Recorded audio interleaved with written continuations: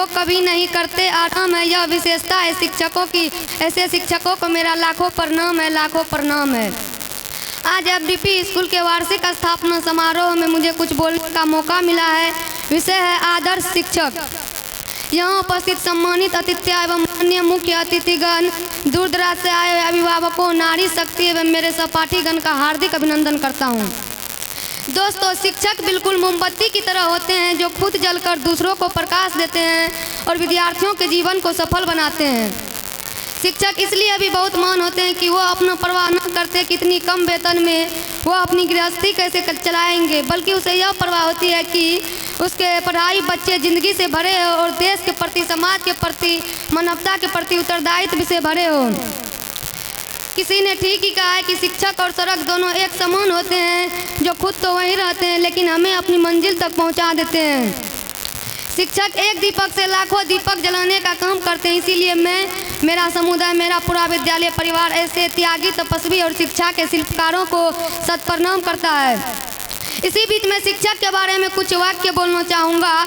जो नवसिखियों परिंदों को बाज बना देते हैं, कच्ची मिट्टी से ही ताज बना देते हैं। जो नवसिखियों परिंदों को बाज बना देते हैं, कच्ची मिट्टी से ही ताज बना देते हैं। समंदर तो परखता है किश्तियों का हौसला, शिक्षक तो डूबती किश्तियों को जहाज बना देते हैं, जहाज बना देते हैं।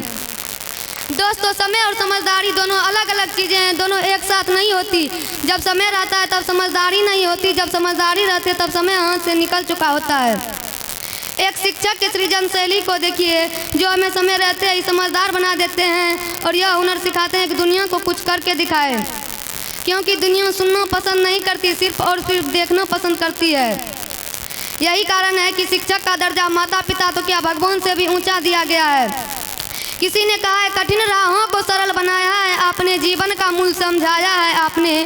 कठिन राहों को सरल बनाया है आपने, जीवन का मूल समझाया है आपने। चुन चुन कर निकाली खोटे कुंभकार की तरह, जिंदगी जीने का हुनर सिखाया है आपने, सिखाया है आपने। मित्रों, पौराणिक कथा मिथिला जी में 3 देवों का वर्णन मिलता है, ब्रह्मा, विष्णु, महेश। इन तीनों के अलग अलग कार्य भी बताए गए हैं। ब्रह्मा सृष्टि की रचना करते हैं यानी सृजन शक्ति, विष्णु पालन पोषण करते हैं यानी पोषण की शक्ति, रुद्र यानी संहार करते हैं। ये तीनों देव ये तीनों काम अलग अलग करते हैं, लेकिन एक शिक्षक ये तीनों काम अकेले कर लेते हैं। वह ब्रह्मा बनकर विद्यार्थियों के मन में कल्पना का सृजन करता है, न समझ को समझदार बनाता है, इनकम्प्लीट को कंप्लीट बनाता है और नए नए इनोवेशन का सृजन कराता है। एक शिक्षक के सृजन शक्ति के द्वारा नरेंद्र जैसे बालक को स्वामी विवेकानंद करके समाज का कल्याण करता है। वही दूसरी और वही शिक्षक विष्णु जैसे पालन पोषण करता है, अनुशासन का, समय पालन का और सदा पोषण करता है।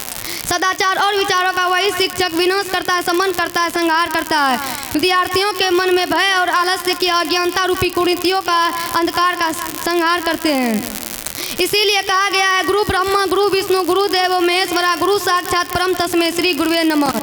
मैं किशोर कुमार वर्ग 5 FDP स्कूल का छात्र हूँ। इन्हीं कुछ चंद पंक्तियों के साथ विराम लेता हूँ कि जो ना समझ को समझदार बना देता है, मंद मूर्ख को होशियार बना देता है।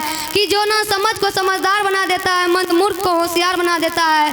100 बार नमन है इस शिक्षक की लगन और निष्ठा को, जो अपनी साधना से शिक्षित संसार बना देता है, संसार बना देता है। धन्यवाद।